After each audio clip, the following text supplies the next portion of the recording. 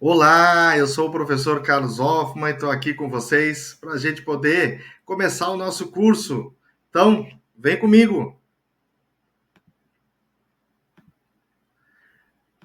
Vamos falar então sobre o teletrabalho para pessoas com deficiência. Então, de novo, o professor Carlos Hoffman, tá ali meu arroba, Carlos H. Hoffman, lá no Instagram e meu e-mail também à disposição de vocês. Me siga lá, manda sua opinião, diz o que achou do curso, estou te esperando. Então, para saber um pouquinho mais quem sou eu, né? Quem é o professor que está aqui? Então, eu sou o Carlos, eu sou servidor público há mais de 14 anos em diversos órgãos, sou professor de ensino profissional em universidades há mais de 15 anos, sou perito judicial em diversos tribunais na área da administração, informática, contratos digitais, assinatura digital e eletrônica e por aí vai. Sou, então, e além do direito, enquanto formação, sou administrador, analista de sistemas, gestor público com experiência multidisciplinar. Sou especialista lato sensu em direito do trabalho, processual do trabalho, em direito público, em perícia judicial e extrajudicial, em direitos humanos, em segurança da informação, auditoria em serviços de saúde, em gestão pública municipal, dentre vários outros. E sou pessoa com deficiência, com visão monocular. Então, estou falando aqui, como diz nas ciências sociais, desde dentro, então, para poder conversar com vocês. E sobre esse curso, então, né, gente, curso Teletrabalho para Pessoas com Deficiência. Ele é um curso de introdução ao teletrabalho na CLT, focado às pessoas com deficiência, e ele define, então, os objetivos, os conceitos e as principais questões a respeito do teletrabalho para os PCDs na área trabalhista. Vamos lá, então? O teletrabalho ele surge a partir de uma interseção, né, da congruência, da confluência entre a administração de empresa e a tecnologia da informação. Então, ele não surge do direito, começa por aí. Inicialmente, então, ele é conceituado sem uma abordagem jurídica específica. O teletrabalho ele demorou para ser regulamentado. E ele vem de um processo aí de transformações contínuas das relações trabalhistas que foram, obviamente, acentuadas na pandemia do Covid-19 que nós tivemos e que aí ficou escancarada esse novo modelo de trabalho aqui no país, em especial, e no mundo todo. Então, o teletrabalho ele tem como o seu contexto também um contexto globalizado. No mundo todo, ele se destacou e continua se destacando aí como uma nova modalidade de trabalho. E acentuada, obviamente, de novo, na pandemia de Covid-19.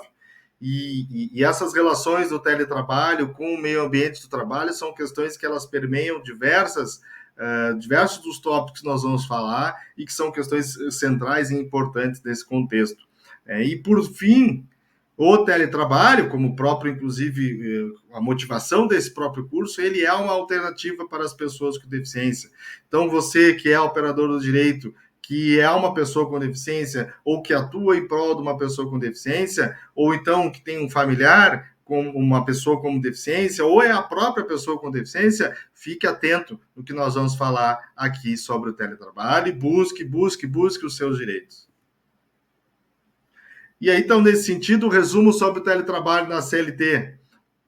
Teletrabalho, a partir da reforma trabalhista, Lei 13.467 de 2017, ele incluiu o conceito de teletrabalho na CLT, lá no capítulo 2A do teletrabalho.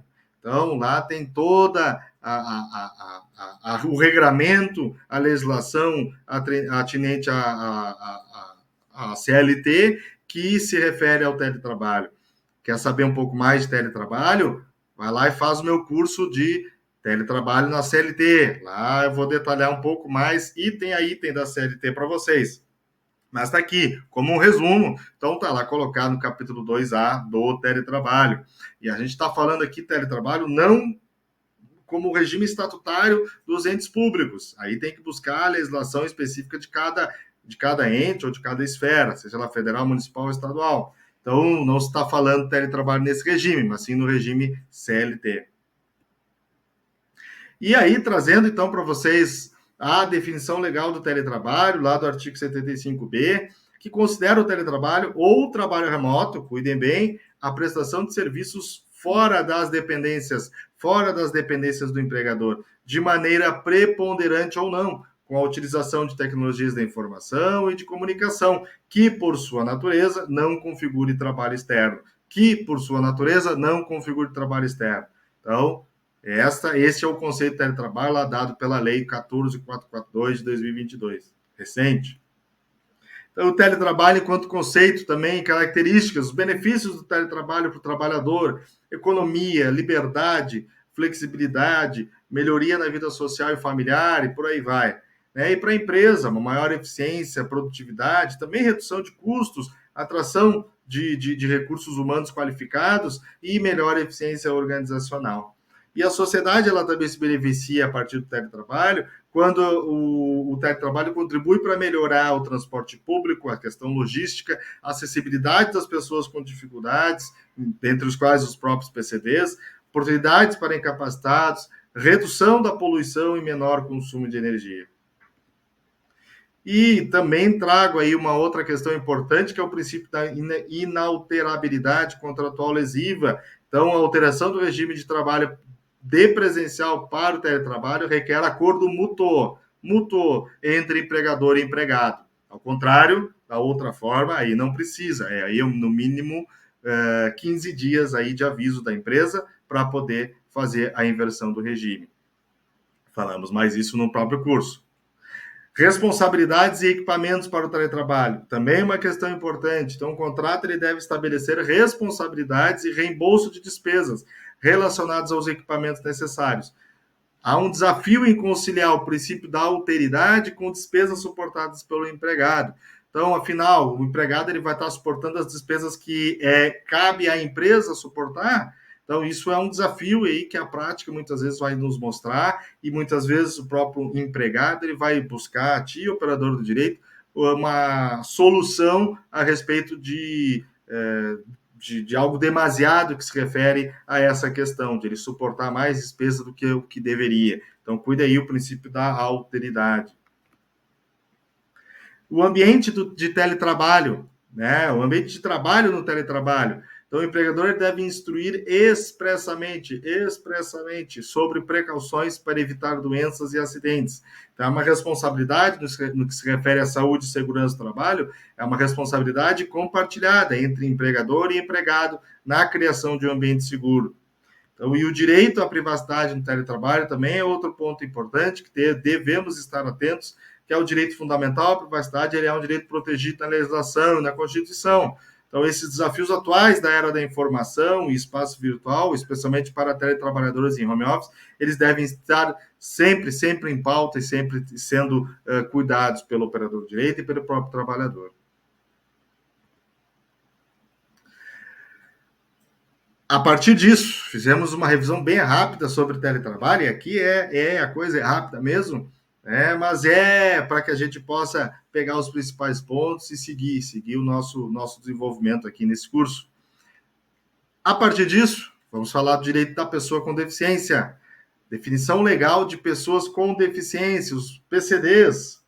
Então, pessoa com deficiência é aquela que tem impedimentos de longo prazo, de natureza física, mental, intelectual ou sensorial. Física, mental, intelectual ou sensorial, que, em interação com uma ou mais barreiras, pode obstruir sua participação plena e efetiva na sociedade, em igualdade de condições com as demais pessoas. Então, a partir da Convenção da ONU sobre os Direitos das Pessoas com Deficiência, lá em 2008, esse conceito ele veio ser incorporado aí na nossa legislação pátria e trazer esse importante conceito que hoje está bem disseminado aí sobre os PCDs. Mas é importante o operador de direito que saiba exatamente esse conceito para poder defendê-lo depois. Então, cabe ao Estado e à sociedade a promoção, a defesa dos direitos das pessoas com deficiência, a partir da nossa legislação, a 13.146/2015 e a 12.764/2012.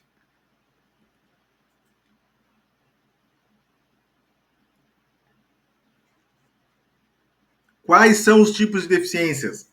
De uma forma mais específica, as deficiências também podem ser classificadas como visual, auditiva, psicossocial, mental e deficiência múltipla, conceituada como a associação de duas ou mais deficiências. Então, gente, as deficiências elas também são tipificadas. Então, elas, no meu caso, é uma deficiência visual monocular, né? Então, e que também ela é de cunho sensorial, também vocês podem ver isso. Mas elas podem ser de diversas formas, seja ela auditiva, psicossocial, mental e deficiência múltipla, quando é um ou mais, né, tipos de deficiência ao mesmo tempo. E aí, relembrando e lembrando, as pessoas com transtorno de espectro autista, síndrome de Down e com visão monocular, nesse caso a Lei 14.126, 2021, dentre outras, são consideradas pessoas com deficiência para fins legais. Alguns avanços, inclusive, muito recentes. Então, é importante que a gente fique atualizado e continue se atualizando sempre e sempre. Um direito que as pessoas com deficiência têm, dentre vários, mas trago um aqui. Quer saber mais? Vai lá no meu curso sobre direitos das pessoas com deficiência. Mas trago um deles aqui, direito à igualdade e à não discriminação. Então, a Lei Brasileira de Inclusão, ela garante de forma expressa o direito à igualdade de oportunidades, e proíbe qualquer tipo de discriminação em relação à pessoa com deficiência. Então, operador de direito, cuide muitas vezes que aquela relação trabalhista, aquilo ali está tóxica, que está destrutiva, que tu vai poder se posicionar a partir de um processo judicial, ver se ela não tem também, não fere a Lei Brasileira de Inclusão também em relação a um eventual também pedido depois de dano moral. Então, cuida bem, porque muitas vezes não tem só por trás uma simples relação trabalhista, um abuso na relação trabalhista, mas também violação aos direitos humanos, aos direitos condicionais, ao direito da pessoa humana e também a Lei Brasileira de Inclusão e outras legislações. Atente a esse ponto, fique com ele sempre permanentemente na cabeça. A discriminação, então, contra pessoas com deficiência, seja por ação ou omissão, é proibida. Proibida, incluindo a recusa de adaptações razoáveis e tecnologias assistivas. Então, se a empresa não quer comprar, contratar ou colocar à disposição da pessoa com deficiência uma tecnologia assistiva que é necessária para ela, isso vai contra a LBI. Então, cuida bem, é obrigação.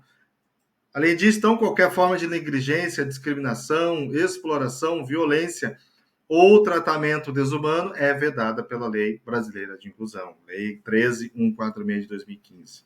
Então, discriminação, de qualquer forma, ela pode impactar na obtenção e a permanência de empregos, a aceitação da deficiência e a integração na sociedade. Então, muitas vezes, o empregado ele sofre do empregador ou de colegas uma discriminação, vai mal no trabalho e o problema é do empregado. Não.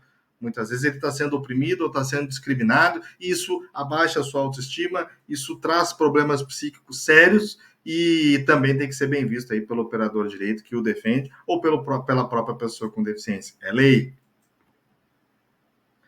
Também trazendo nesse mesmo sentido, capacitismo e a justiça epistêmica. Então, o capacitismo ele envolve menosprezo devido a preconceitos sobre a capacidade física ou mental. Cuida, nós temos muitas atitudes capacitistas, inclusive expressões capacitistas dentro do português, e é também um problema sério menosprezar a pessoa com deficiência por qualquer tipo de preconceito em relação à sua capacidade física ou mental. E isso é o capacitismo.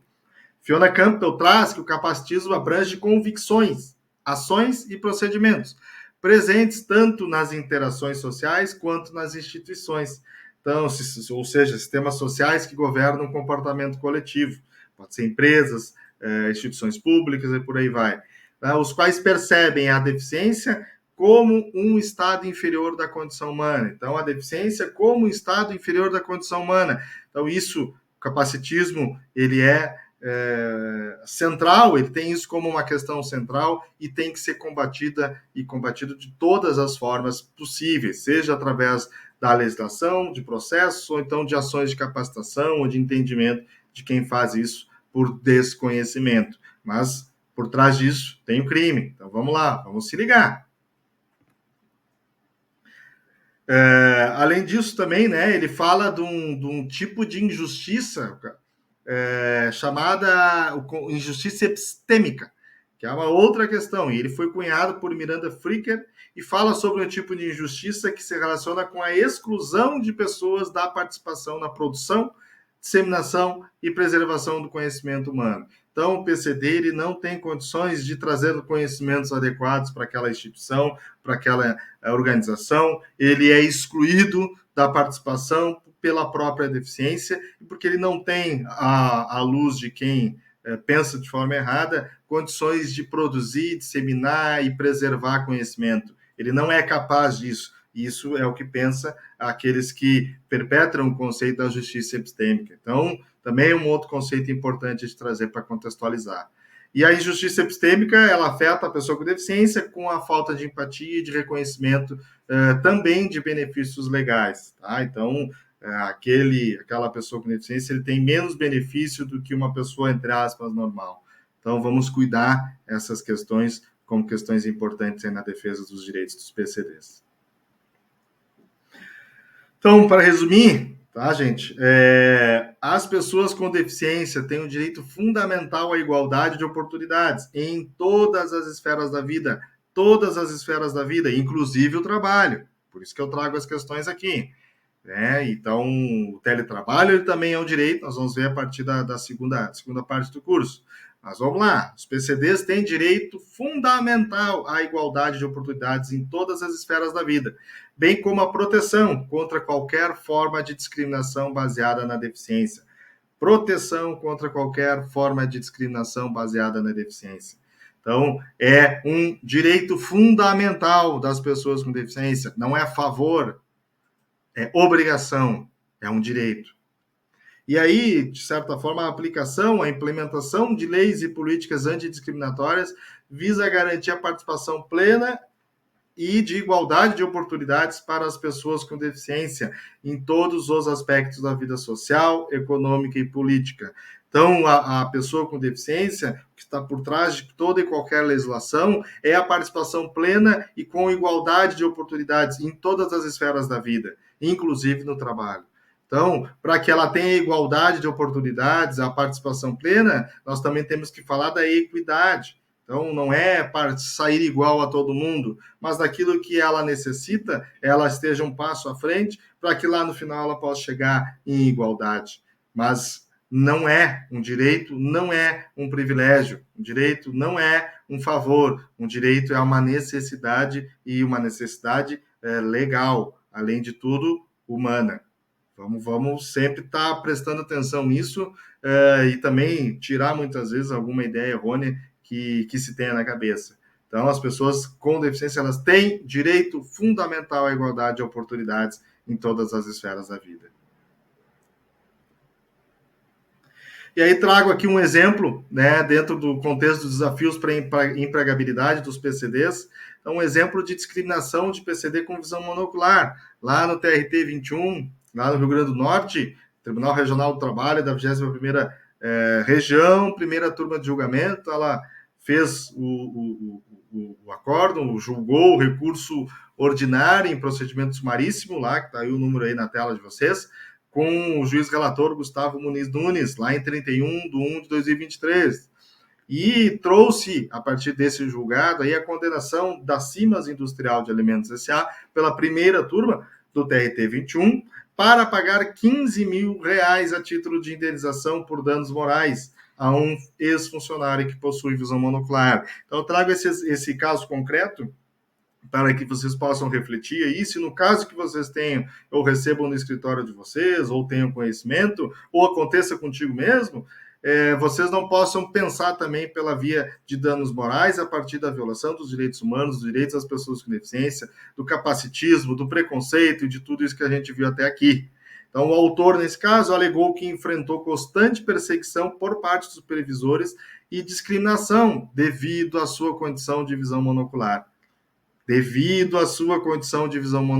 Então, afrontou a dignidade da pessoa humana, e aí, por conta disso, os funcionários da empresa Ré também, eles o acusavam de comparecer ao trabalho sobre a influência de drogas, que, de fato, seria um problema, mas não é por si só, porque alegando que seu olho não funcional ficava vermelho. Então, quem tem visão monocular sabe que muitas vezes isso acontece, não todos sempre. Então, não era porque ele efetivamente utilizava drogas, mas porque a condição dele, visão monocular, e muitos utilizam nesse caso prótese, inclusive, faz com que o olho não funcional possa ficar vermelho, ou até o funcional também. Então, condenada a empresa a partir da conduta de seus funcionários. Certo, minha gente? Vamos concluindo aqui, então, a primeira parte do nosso curso e vejo vocês na próxima. Siga lá, Carlos A.K. Hoffman, no Instagram e qualquer coisa, estou aqui à disposição. Um abraço.